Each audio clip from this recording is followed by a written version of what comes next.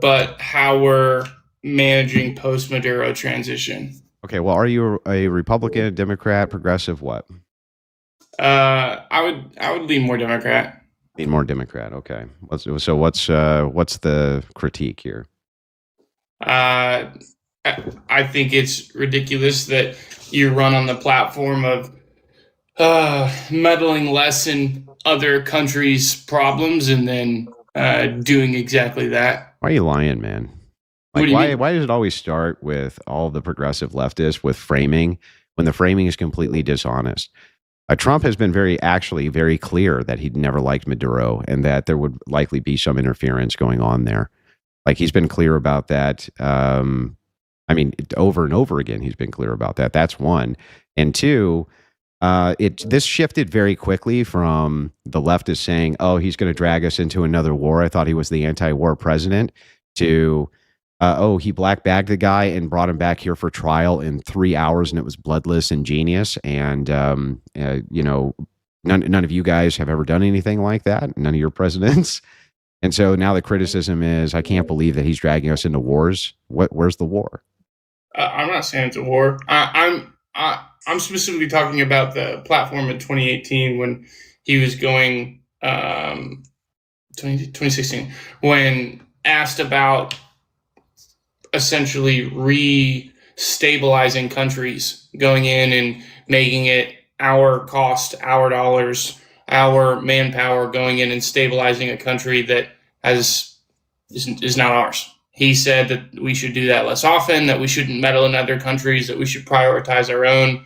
And what are we doing? The complete opposite, saying that we're going to temporarily run Venezuela until they transition into a more...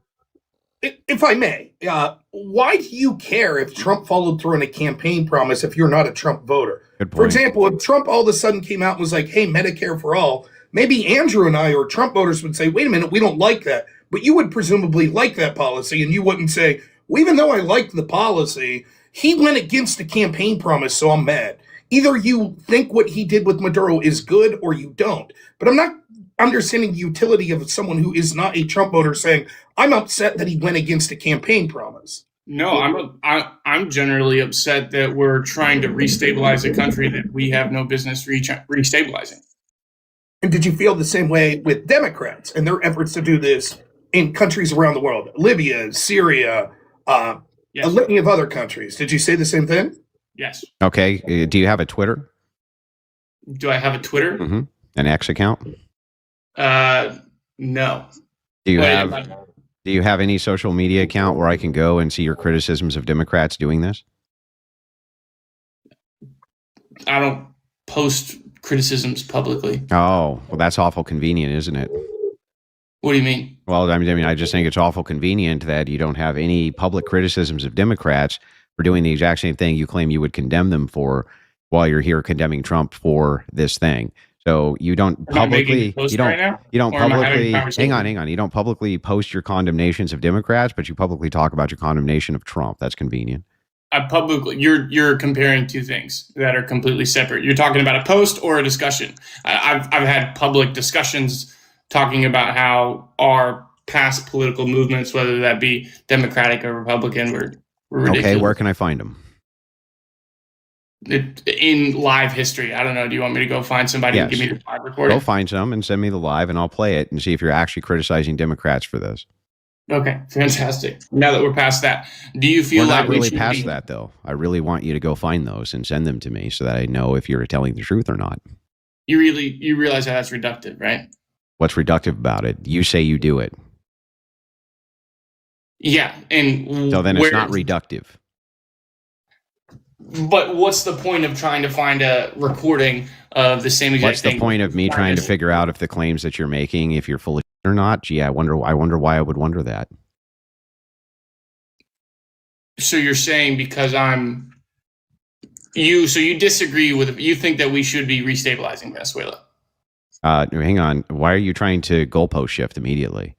That's the entire conversation I've been having. No, that what Rob asked you specifically was if you have criticized Democrats for the same thing which you're now criticizing Trump for doing. You said Yes, I've done this on multiple lives. I said, okay, they're public lives.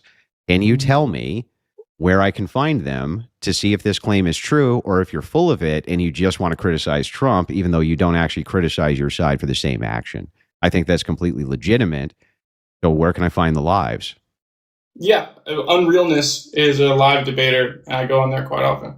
And you specifically levy criticisms against Democrat foreign policy when they do interventionism, or you support it? Yes, specifically Biden and Obama. I don't think Obama didn't manage it very well either. Okay. Did you vote? Did you vote for Biden, and did you vote for Kamala then? It was his VP? I didn't vote for Biden, no. Did you vote for Kamala? I didn't vote for Kamala, no. Okay, so then if your argument is just that this is something you don't like, that's fine. We can talk about the details of it. I'm highly skeptical, and people call in and they have criticisms of Trump for things that we could see Democrats have done just as bad, if not worse, that they were also public. See, this is what I think is reductive and childish in this type of debate is, oh, well, someone else did it. That's literally a middle schooler's argument. Well, we did it too. Look, I think it's fair. I think it's fair to point out that we shouldn't be engaging in whataboutisms. But I also think it's equally fair to point out that many people have criticisms of Trump that aren't actually consistent with their beliefs because they just hate Trump. Both of those things. Hang on. Both of those things you agree are true, right?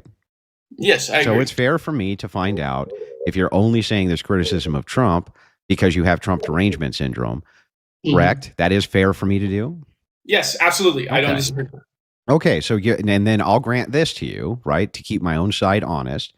Rob, if you're saying that that's a whataboutism, I'm totally fine with granting that, so that you and Rob can pursue the discussion. And he doesn't care either. Trust me. We keep each other honest. Go ahead.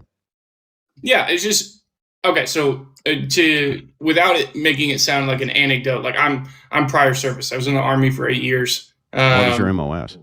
I was a Pogue, 88 Mike. Okay, truck driver. Yeah. That's not. I mean, my understanding is like during the Iraq war, especially. I guess I can't use the word. Okay, during the Iraq thing that was going on, that truck drivers actually got in all the time. Well, they're the second most deployed MOS, and around 70% of the MOS doesn't actually drive.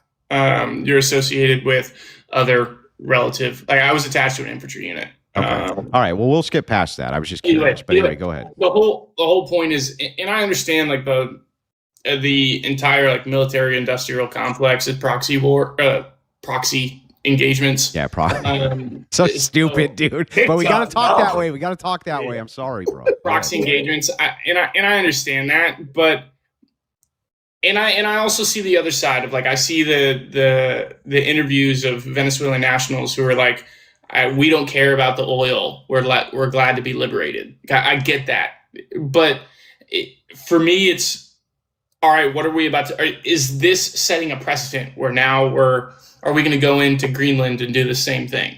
Right? Like he on an interview, on a phone interview yesterday, I think Trump taking action against Greenland. Well, I don't want to talk about Greenland. Let's talk about Venezuela, Russia, Ukraine, and we'll worry about Greenland in about 2 months. Let's talk about Greenland in 20 days. On Venezuela, we talked so much about energy. By the way, I will say this about Greenland. We need Greenland from a national security situation. It's so strategic. Right now, Greenland is covered with Russian and Chinese ships all over the place. We need Greenland from the standpoint of national security. And Denmark is not going to be able to do it, I can tell you. You know what Denmark did recently to boost up security in Greenland? They added one more dog sled. It's true. They thought that was a great move. I just say this. We need Greenland from the standpoint of national security. And the European Union needs us to have it. And they know that. Did you see that? Yeah. Yes. What do you think about that? I think that the President of the United States is constitutionally the number one diplomat. Constitutional authority to be the number one diplomat, and part of foreign policy for being the number one diplomat is that you're allowed to utilize rhetorical devices and whatever else you need to in order to keep American interests solid. Do you think that we need to engage in a similar fashion in Greenland in terms of? I just feel like we're getting to the trend of occupation. But here's the thing: like, you can't criticize Rob for a whataboutism and then make one of your own. Like, yes. I'm afraid that. What about Greenland? I'm afraid. What about Greenland? It's like, what about Greenland? So here's the thing: is like, can we keep the criticism at least focused to Venezuela without you giving like your soothsaying about whatever future potential you think may happen with Greenland? Because you're just shooting in the dark on that one, right? Well, I mean, he just made the comment yesterday, so it's not necessarily shooting at the dark; it's shooting at a target that. Yeah, that Trump is there. Bombastic, and he uses bombastic rhetoric often.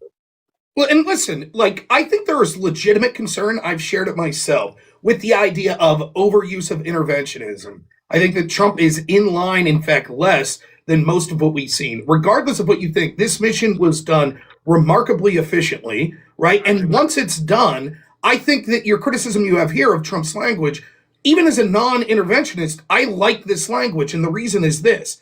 Once we use force of this case, allowing the world to see, look, we have the potential to do this in hostile places is a good thing. That makes it less likely that we use force. If he came out and said, trust us, we'll never do this again, this was a one-time thing, then all of a sudden, people that are in cartels in places like Mexico or other places, particularly in the Western Hemisphere, that are like hostile to their own people and to the United States, they're going to be like, oh, we don't have to worry. So I don't mind Trump's bombastic language. He's always had it, and he's shown remarkable restraint in his first term that he didn't go around the world invading everywhere, despite the fact people said his language suggests he'll do that. That's fair, and I guess we just got to take it as we see it. But for me, hang on, Caleb. Look, I appreciate the call, but I got a bunch of ops here, right? And I gave you plenty of time to talk.